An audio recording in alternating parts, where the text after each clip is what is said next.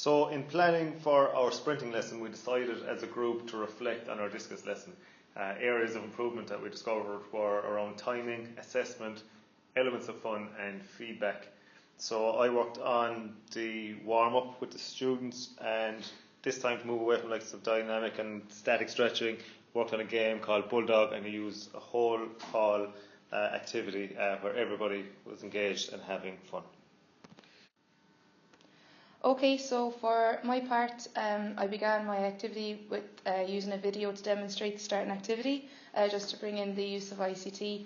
And also I kept it with individual participation so that there was full student engagement, just to maximise the amount of activity they were doing within the lesson.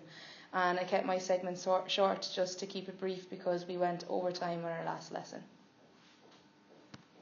Should we pause, yeah? Yep. So, okay, moving on after the start, I took on the drill of the resistance drill. So what I wanted to focus on here was a progression on from the previous lesson that was conducted on the basics of sprinting. So what I wanted to do was integrate the TPSR model of responsibility, where the students had to connect with each other and work in pairs for resistance each other for the over sprinting drill. If I was to be critical in this, maybe I could have broken up the groups more so they would have gotten more time to practice the drills, and could have given each other more time just to give each other feedback on it.